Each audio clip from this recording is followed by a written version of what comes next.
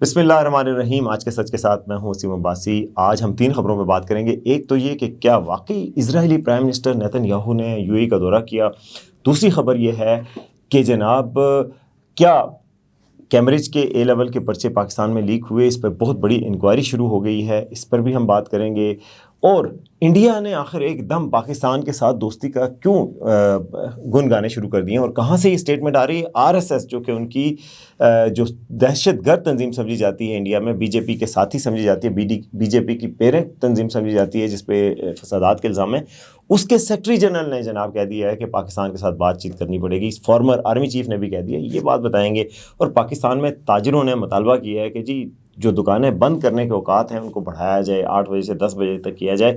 اس سلسلے میں اسلام آباد میں ایک بڑا مظاہرہ بھی کیا گیا، اس پہ بھی بات کریں گے۔ سب سے پہلے اس چینل کو سبسکرائب کریں تاکہ ہم آپ کو بتاتے رہیں کہ اس ملک میں کیا ہو رہا ہے اور کیوں نہیں ہو رہا۔ اچھا جی، اس خبر نے کل سے تہلکہ مچا دیا اچانک، وہ یہ تھی کہ اسرائیلی prime minister Benjamin Netanyahu نے یو اے ای کا دورہ کیا اس دور میں جب کہ امریکہ اور ایران کی اور اسرائیل کی جنگ جاری تھی، اور اس جنگ کے دوران انہوں نے خفیہ دورہ کیا۔ اور یہ بات کسی عام بندے نے نہیں کہی، یہ اسرائیلی پرائم منسٹر کے ایکس اکاؤنٹ سے جاری کی گئی، پرائم منسٹر آفس سے جاری کی گئی کہ انہوں نے خفیہ دورہ کیا، اور خفیہ دورے کے بعد انہوں نے کہا کہ بہت ہی اسٹریٹجک اور اہم مقاصد حاصل ہوئے۔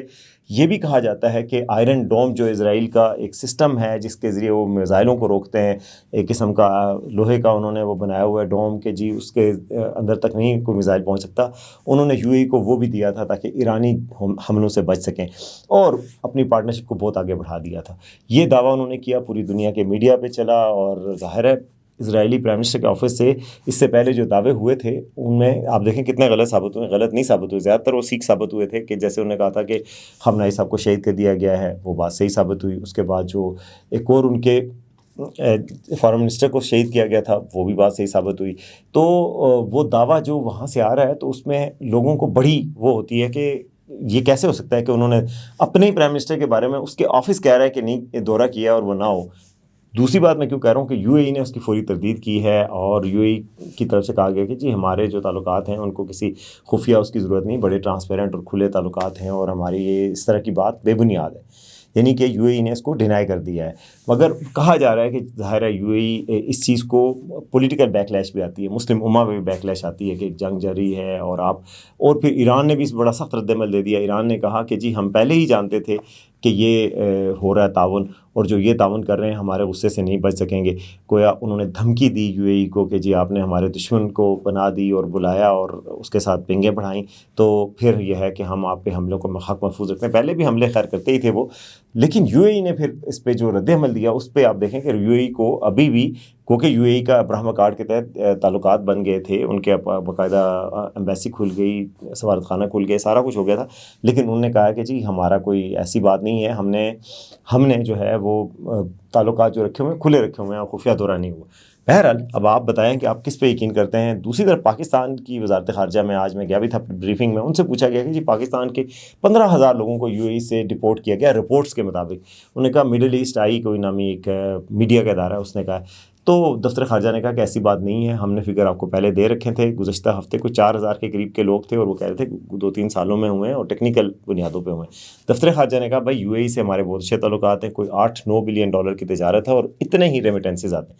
گویا پاکستان کو 16 بلین کا فائدہ ہوتا ہے یو اے ای کی تجارت سے، 2.2 ملین یعنی کہ 22 لاکھ پاکستانی یو اے ای میں کام کرتے ہیں۔ انہوں نے کہا اس کو اگر ریشو کو بنائیں تو یہ 15,000 بھی ہوں تو کتنے بنتے ہیں، ویسے تو انہوں نے کہا 15,000 کے فگر کو وہ نہیں مانتے۔ تو یہ بہت دنوں سے چل رہا ہے بہرحال کہ یو اے ای سے پاکستانیوں کو رپورٹ کیا جا رہا ہے، لیکن دفتر خارجہ کہتا ہے کہ یہ دونوں ملکوں کے تعلقات کو خراب کرنے کی سازش ہے۔ بہرحال یہ تو آپ کو پتہ ہی ہے کہ جو مڈل ایسٹ میں یو اے ای سب سے تنہا ایک ملک ہے، کیونکہ سعودی عرب کا اس کے ساتھ تنازع یمن میں بھی آپ کو پتہ رہا ہے، سعودی عرب کا ساؤتھ سوڈان میں بھی ان کے ساتھ تنازع ہے، صومالیہ میں بھی ہے، اور سعودی عرب کیا پوری امت مسلمہ اس پہ مختلف موقف رکھتی ہے۔ پاکستان اور سعودی عرب کا ایک موقف ہے ساؤتھ سوڈان پہ، پاکستان اور سعودی عرب کا ایک موقف ہے یمن کے حوالے سے، پاکستان اور سعودی عرب کا ایک موقف ہے صومالیہ کے، ایسے صومالی لینڈ جو ہے جس کو اسرائیل بنا رہا ہے ہے اور اس کو تسلیم کر رہا ہے اس کے حوالے سے. تو لیکن یو اے ای کا اس سے ڈفرینٹ موقف ہے. مگر اس کے باوجود پاکستان کی ایک فارن پالیسی ہے, اور یہ بالکل میں سمجھتا ہوں درست پالیسی ہے, کہ ہم ایک ایسے ملک کے ساتھ تعلق کیوں خراب کریں جس سے جیسے وہ ملک بنا تھا اس وقت سے ہمارے تعلقات ہیں. آپ کو پتہ ہے کہ ان کی یو اے ای کی جو بیوروکریسی ہے اس میں پاکستان کی کتنی کنٹریبیوشن تھی. یو اے ای کی ایمریٹس ایئر لائن پاکستان کی پی اے ای کے پائلٹس نے بنائی تھی, یو اے ای کی فوج کے سربراہ پاکستانی رہے ہیں. تو آپ اس سے اندازہ لگائیں تو اتنے لمبے تعلقات, اتنے گہرے تعلقات. ٹھیک ہے آج کل تناؤ آیا ہوا ہے, لیکن میں وہ ایمبیسڈر عمران ہیں بہت اچھا بولتے ہیں جو رضا رومی صاحب کے ساتھ شو کرتے ہیں, میں ان سے بہت ایگری کرتا ہوں. وہ جو بات کرتے ہیں بڑی سینسیبل کر رہے ہیں کہ ہمیں پھر بھی پاکستانی قیادت کو یو اے ای کے ساتھ تعلقات ختم نہیں کرنے چاہیے, بلکہ کوشش کرنی چاہیے کہ مینڈ کریں اور آگے بڑھیں, کیونکہ ملک اپنے اپنے مفادات کو دیکھتے ہیں اور یہ دیکھتے ہیں کہ جو تعلقات ہیں وہ آپ نے اپنی فارن پالیسی کو اپنے حساب سے بنانا ہوتا ہے, غصے پہ مبنی نہیں ہونی چاہیے. اور ظاہر ہے پالیسی ہماری تو اپنی رہے گی, ہمارا تو ہمیشہ سے ایک اصولی موقف رہے گا, لیکن یہ ہے کہ تعلقات نہ خراب کریں. بہرحال یہ ایک بات ہے. دوسری خبر بڑی یہ ہے کہ جی آپ کو پتہ ہے کہ پرسوں ایک بیان دیا پریس ٹرسٹ آف انڈیا کو. کس نے دیا, ان کا نام بڑا مشکل ہے اس لیے میں نے لکھ لیا تھا, دتاتریہ سوہالے. یہ جو ہیں ان کے سیکرٹری جنرل ہیں آر ایس ایس کے. آر ایس ایس ان کی وہ تنظیم ہے جو کوئی 1920s میں بنی تھی, اور یہ وہ تنظیم ہے جس کو بڑا وائلنٹ کہا جاتا ہے کہ مسلمانوں کے خلاف تھی, بڑی انتہا پسند تنظیم تھی. اسی کی وطن سے بی جے پی جو کہ رولنگ پارٹی ہے مودی جی کی, اس نے جنم لیا تھا. تو اس کے سیکرٹری جنرل نے کہا ہے کہ پاکستان کے ساتھ ڈائلاگ کو نہیں کھونا چاہیے, پاکستان سے پیپل ٹو پیپل کنٹیکٹ کرنے چاہیے, ہمارا تو کلچر ایک ہے, اور فوج کے خلاف بھی کچھ باتیں کی. مگر میں ادھر سے کہا, پھر اس کے بعد ایک فارمر ان کے آرمی چیف ہیں منوج نراون, انہوں نے بھی کہا کہ جی میں اس کی سپورٹ کرتا ہوں. کہ اچانک کیا ہو گیا انڈیا کو کہ ایک دم پاکستان کے ساتھ دوستی کی باتیں کیوں کرنا شروع کر دیں. بات یہ ہے کہ جو پچھلے سال مئی میں ہوا ہے اس سے پاکستان نے اپنا لوہا منوایا کہ آپ ملیٹریلی پاکستان کو نہیں شکست دے سکتے. پھر یہ ہوا کہ ڈپلومیٹکلی پاکستان نے اپنا لوہا منایا جب ایران کے ٹاکس کو ہوسٹ کیا. 1979 کے بعد پہلی دفعہ ہائیسٹ لیول پہ ایران اور امریکہ کے ٹاکس ہوئے, اسلام آباد ٹاکس ہوئے. پھر پوری دنیا نے دیکھا کہ سیز فائر پاکستان نے کروایا ہے, دنیا میں ویٹیج پاکستان کا بڑھ گیا. سعودی عرب کے ساتھ defence strategic mutual defence agreement SMDA بن گیا. تو ان ساری چیزوں کے بعد انڈیا کو پتہ لگ گیا کہ پاکستان کو ہم نہ ڈپلومیٹکلی ہرا سکتے ہیں, نہ اس کا اثر رسوخ ختم کر سکتے ہیں, نہ اس کو آئسولیٹ کر سکتے ہیں, نہ ہی ملیٹریلی کچھ ہرا سکتے ہیں. تو اب انہوں نے سوچا ہے کہ کیوں نہ بات کر لی جائے, جو ٹپیکل ہے, ہاؤ ٹپیکل. تو انہوں نے کہا کہ بات کر لی جائے. لیکن پاکستان کا جو موقف ہے, آج میں دفتر خارجہ سے جو سوال کیا ہم نے, تو اس میں انہوں نے کہا کہ جی ہم اس کو ویلکم کرتے ہیں اور ہم سمجھتے ہیں سینٹی پریویل کرے گی, یعنی عقل آ جائے گی ان کو اور آوازیں اٹھیں گی اور امن کی طرف وہ سوچیں گے. تو یہ پاکستان کی ہمیشہ سے پالیسی ہے کہ خطے میں امن ہونا چاہیے, تعلقات بھی ٹھیک ہونے چاہیے, پیپل ٹو پیپل کنٹیکٹ بھی ہونے چاہیے, کرکٹ سیریز بھی ہونی چاہیے. تو یہ تو انڈیا نے ہمیشہ کیا کہ کرکٹ سیریز نہیں بند کر دی, آنا ٹیم بھیجنا بند کر دی, چیمپئنز ٹرافی میں ٹیم نہیں بھیجی, اس کے علاوہ IPL میں پاکستانی کھلاڑیوں کو نہیں رکھا, یہ سارا کچھ. لیکن پاکستان نے اپنا لوہا منوا کے خود کو خود منوا لیا, یہی سارے ماہرین کی رائے ہے.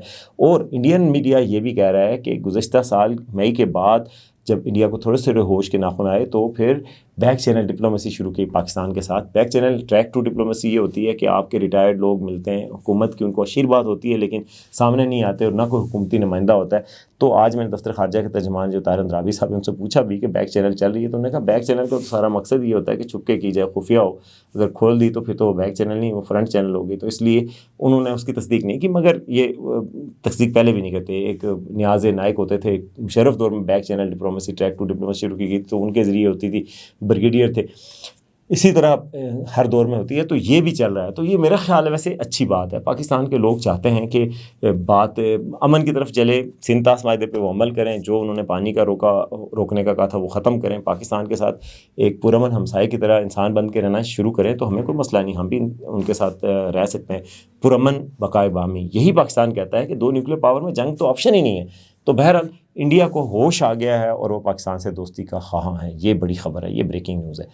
اب آتے ہیں تیسری خبر کی طرف، اور تیسری خبر یہ ہے کہ پاکستان کے جو تاجر ہیں وہ تنگ آ گئے ہیں. جو حکومت نے ان کو کہا کہ جی آپ 8 بجے دکانیں بند کر دیں. 8 بجے جو باقی دکانیں ہیں نا، ساری کپڑے کی دکانیں بند ہو جاتی ہیں، درزی کی دکانیں بند ہو جاتی ہیں، عام سٹورز بند ہو جاتے ہیں، موبائل کی شاپس بند ہو جاتی ہیں، صرف گروسری اور ریسٹورنٹ کھلے رہتے ہیں 10 بجے تک. وہ 10 بجے وہ بھی بند ہو جاتے ہیں. انفورسمنٹ بڑی سخت ہے، پنجاب میں بھی ہے کہ ادھر بھی ہے، وفاقی دارالحکومت میں بھی ہے. اس حوالے سے آج بہت بڑا مظاہرہ ہوا پارا میں، اور تاجر ہیں رہنما اجمل بلوچ، ان کا خطاب بھی تھا، باقی لوگوں نے بھی پارا چوک بند کیا، اور انہوں نے کہا کہ بھائی 2 گھنٹے تو کم از کم ہمارے بڑھائیں. پیک آورز ہوتے ہیں، اسی وقت لوگ شاپنگ کرنے آتے ہیں. لوگ گرمیاں ہیں، گرمیوں میں لوگ 5-6 بجے نکلتے ہیں گھر سے باہر، تو اس وقت آپ دکان بند کرنے کا کہہ دیتے ہیں تو وہ نہیں ممکن. تو آپ 10 بجے تک کا کم از کم ٹائم دیں، 2 گھنٹے بڑھا دیں. اور اگر ایسا نہ کیا تو منڈے کے بعد ہم ویسے ہی آپ کا حکم نہیں مانیں گے اور 8 کھلے رہیں گے. تو یہ اب حکومت کو یہ مطالبہ حکومت تک آیا. میرے خیال میں ان کے مطالبے میں وزن ہے، ایسی بات نہیں ہے. 2 گھنٹے اگر بڑھا بھی دیتے ہیں، یعنی پورے سارے گھنٹے نہ بڑھائیں، لیکن 2 گھنٹے اگر بڑھا دیتے ہیں گرمیوں کے مہینوں میں، سردیوں میں پھر پیچھے کر لیں تو اس میں کوئی قیامت نہیں آ جائے گی. تاجر یہ کہتے ہیں کہ بلوچستان میں 9 بجے بند ہو رہی ہیں، کے پی میں 9 بجے بند ہو رہی ہیں، سندھ میں 9 بجے بند ہو رہی ہیں، تو پنجاب اور اس میں ہمیں کس چیز کی سزا دے رہے ہیں آپ؟ تو ہمیں بھی کھولنے دیں. تو 2 گھنٹے کا وہ مطالبہ کریں کہ ہمارے بزنسز ٹھپ ہو گئے ہیں، ہمارے کام نہیں چل رہے، لوگوں کی عادت ہی نہیں بنی کہ صبح آئیں. ویسے بھی ورکنگ ڈیز میں صبح لوگ نہیں آتے، صبح اپنے دفتروں میں ہوتے ہیں یا اسکولوں میں بچے لے کے گئے ہوتے ہیں، کچھ اور ہوتے ہیں، تو شام کو ہی نکل سکتے. تو شام کو دکانیں فٹافٹ بند ہو جاتی ہیں. کہتے ہیں فیملیز آئی ہوتی ہیں اور پولیس والے اوپر پہنچ جاتے ہیں جیسے کوئی مجرم ہو.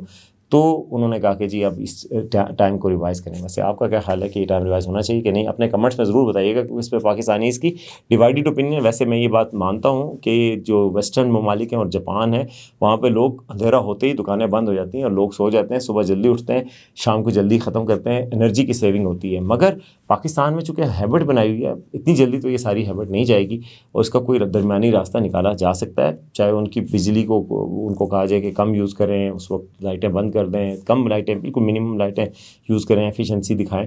لیکن یہ ہے کہ 2 گھنٹے کا انہوں نے مطالبہ کیا ہے. اور آخری خبر یہ ہے کہ بہت بڑا سکینڈل پاکستان میں بنی ہے. کیمبرج جو ہے پاکستان میں او لیول اور اے لیول کے ایگزام، کیمبرج جو یو کے کی برٹش کا ادارہ ہے وہ کرواتا ہوتا ہے، اور اس سے بڑا آپ کو پتہ ہے اسکولز میں بچے آپ کے بھی ہمارے بھی پڑھتے ہیں، اور وہ بڑے ریپیوٹیڈ سمجھا جاتا ہے. تو اس کے 2 پیپر یک بعد دیگرے لیک ہوئے ہیں. اس پر پاکستان میں تھرتھری مچی ہوئی ہے، اور آج پرائم منسٹر صاحب نے باقاعدہ میٹنگ کی اور نوٹس لیا، اور اس میں کیمبرج کے نمائندے بھی آئے ہوئے تھے. انہوں نے آ کے کہا جی ہماری جو قصور نہیں ہے، اصل میں یہ چوری ہو گئے تھے پیپر.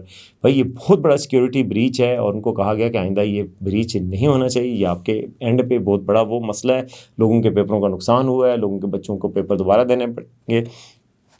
اور یہ کوئی کرپشن کا کیس ہے. ظاہر ہے بڑے بڑے لوگ او لیول اے لیول میں بڑے بڑے لوگوں کے بچے پڑھ رہے ہیں، انہوں نے جناب پیپر خرید لیا، اور جن لوگوں نے محنت کی تھی ان کے بجائے جن لوگوں نے نقل کیا اور جن کو پیپر پہلے مل گئے انہوں نے جناب فائدہ اٹھا لیا. تو یہ اچھی بات تو تھی ہی نہیں. بہرحال اب اس کا نوٹس لیا گیا ہے، اس پہ کمیٹی بنائی گئی ہے، اور باقاعدہ طور پہ وزیر تعلیم بھی اس میں ہیں، اور وہ جو ہے اس کا نوٹس لیں گے، اور آئندہ اس پہ لائحہ بنایا جائے گا کہ آئندہ کبھی ایسا نہ ہو کہ کوئی پیپر چوری ہو. عام تو پاکستان میں یہ ہو جاتا ہے، پیپر آؤٹ ہو گیا، لیک ہو گیا، لیکن کیمبرج کہتی ہے بھائی یہ لیک نہیں ہوا، یہ باقاعدہ طور پہ چوری ہو گئے پیپر ہم سے. بھائی چوری کی سیکیورٹی بھی کوئی کریں آپ، یہ پیسوں کی سیکیورٹی جس طرح کی جاتی ہے اسی طرح پیپرس کی کرنی چاہیے. یہ مستقبل کا اس کے ساتھ تعلق ہے. بہت سارے اسٹوڈنٹس اس بارے میں پریشان ہیں ابھی بھی، اور اے لیول کے پیپرز ہو رہے ہیں، تو اسٹوڈنٹس کو سمجھ نہیں آ رہی کہ اتنے ریپیوٹیڈ ادارے میں یہ ہو گیا ہے تو آئندہ وہ محنت کریں یا پھر پیپر کے لیک ہونے کا انتظار کریں. تو میرا خیال ہے محنت ہی کریں بچہ، محنت ہی میں عظمت ہے، اور محنت اللہ کا حکم بھی ہے، لیس للانسان الا ما سعی، انسان کے لیے کوشش کے سوا کچھ نہیں. میرا تو یہ بلیو ہے ویسے کہ محنت اگر انسان کرتا ہے تو اس کو ضرور اللہ ریوارڈ دیتا ہے. تو اگر آپ محنت نہ کر کے آپ سمجھیں کہ ریوارڈ ملے گا یہ کچھ، یہ تو ہماری اسلامی سوچ بھی نہیں ہے. تو اب تک کے لیے اتنا ہی. دیکھتے رہیں آج کا سچ.